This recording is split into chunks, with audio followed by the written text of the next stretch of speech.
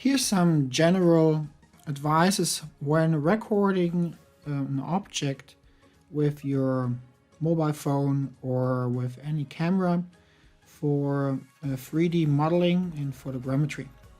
So we try to take pictures going in a circle around the object of interest, and then we try to take photos about every 5 to 10 degrees, which means here in our example we can see here the camera, which is then here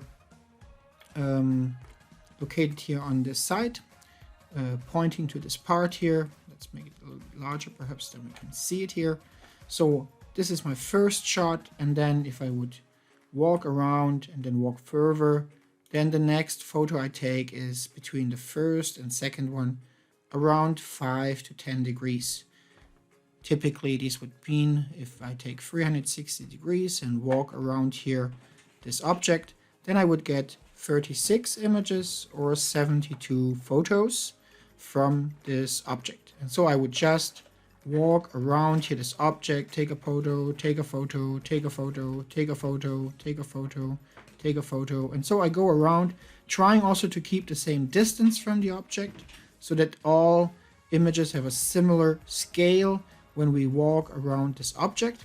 And then we come back to our starting point, and then typically we would then have taken something around 30 to 70 photos. Then typically you walk around this object, so you what you can do is you can now change the distance to the object. So you would take again 30 to 70 photos, but now with a scale difference of about 20%. So that means we come closer with our camera, so we go closer to the object by 20%, or we go further by 20%. In this case, this is depending what resolution you want to reach. So the pixel size, of course, when I go further away is smaller, so I have a lower accuracy. But of course, my object of interest, I would always have inside my photo. When I go closer and my object in this case has a different shape than a square, then of course it could be that in some area I cut off some part of the object, which would not be wrong. So I will just make it on purpose. So I go here a little bit closer, and then now we lose now here the upper part of the building. And so when we walk now around, we can take here pictures, and then we walk and walk and walk, and we see some, for example here, we don't get this part here of the building, which is not wrong, because then when we go further, then we have here coming again pictures from here. So now we have again this part inside. We don't have the lower part here, but in this case here, because we always make a sequential extraction, that means the previous photos help us that we can combine it with the other ones. So you don't need always to have the whole object in your photo, but we need to be able to combine them to each other. And then of course we would then walk around here this building or this object, take pictures, walk around. Of course, when you have not the upper part, then perhaps we don't have enough coverage, so other images also don't see here the top of this building, and then these areas will then have a lower quality later on in the point cloud, and also later on in our production of a mesh or something like that. So that's why typically when you go further away, then of course you have the possibility to always still have the object inside. So just to summarizing, taking 30 to 70 images from one distance, walking around, moving 20% further away or closer to make the other 30 to 70 images.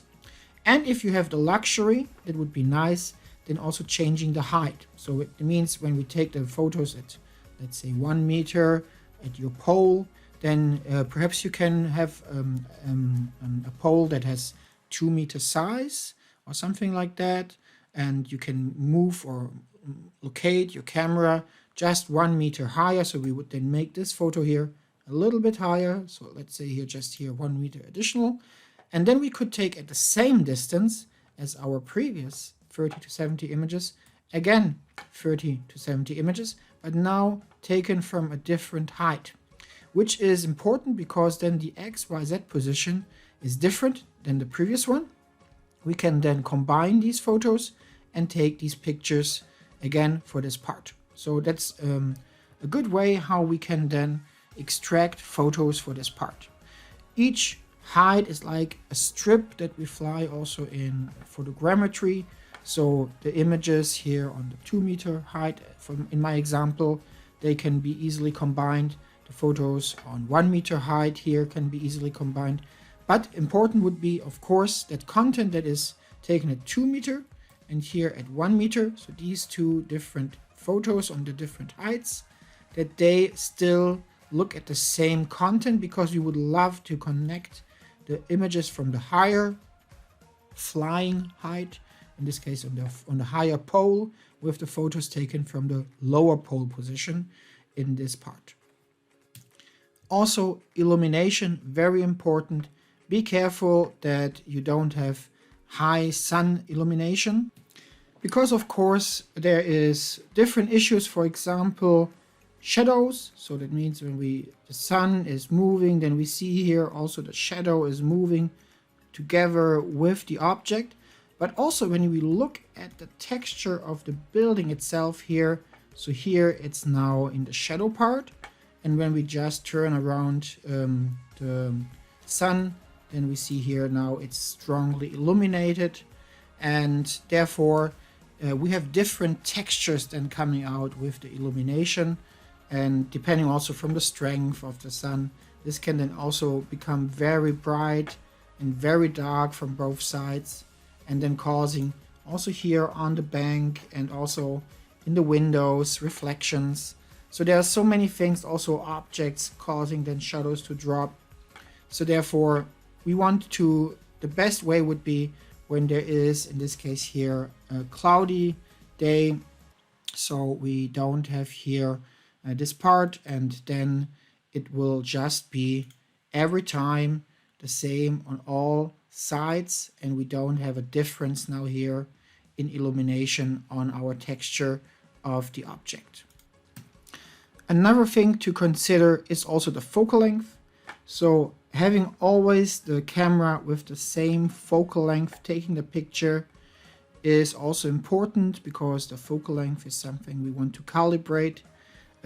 If the focal length changes, then when we take a look here at this part, then we see it's like zooming in and zooming out. Yeah, we see it here also on the left side. We don't move the position of our camera. We are just here, in this case here, changing the focal length, but it has the same, almost the same impression as if I would now take my camera and walk towards the object. Yeah? So this is having the same effect like here, changing here the focal length, and therefore this can be sometimes difficult to compensate in the adjustment, and then we would always need to introduce each shot with an individual focal length, and this is much more difficult to solve, and therefore a fixed focal length would also be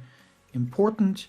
And distortion values, this needs also to be calibrated, so therefore this would then also be important, that when we take images with the RTK solutions today, this is a very helpful thing, because then we can here take each position with a standard deviation and then calibrate the focal length with a high accuracy. In general, like every image also in photogrammetry, texture is an important thing. So if your object is glass, water, has a low texture, is in this case reflecting the sun in a strong way, then you will always have more difficulties to create here a correct point cloud, and also the feature extraction will be challenging more. If the object is moving like a tree and you have some wind, and the tree branches and leaves have then between the shot 1 and between the shot 20, all of a sudden they move a few centimeters, then of course this will also cause trouble. And also background itself. So if there would be a tree behind these windows, then we would see here a green color behind it, but the computer is stupid. It does not know that this is not belonging to this object, and therefore it would then have difficulties to match these informations because we have background information. So in general, we will always see the horizon sometimes when we take here images facing horizontal, and therefore it's important that, of course, the object of interest is not only covering 10% of our photo. So if I would just move here away with my camera, and then this is my object of interest, and everything else here contains sky, other buildings, trees, then of course this will be a more challenging part, as if my camera, in this case here, covers the object in the larger part of it.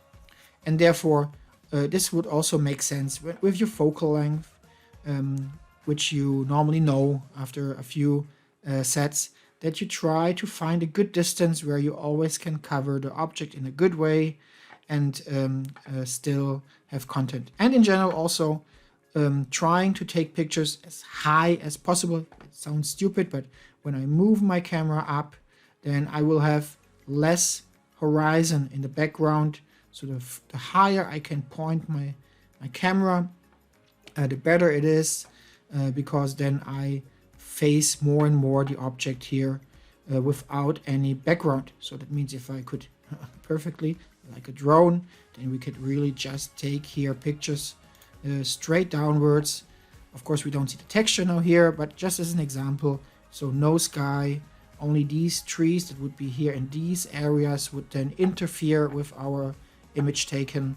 So, and therefore this would be a good idea to also have these opportunities when it's possible. That would be great. Okay, so have fun taking pictures and generating 3D model.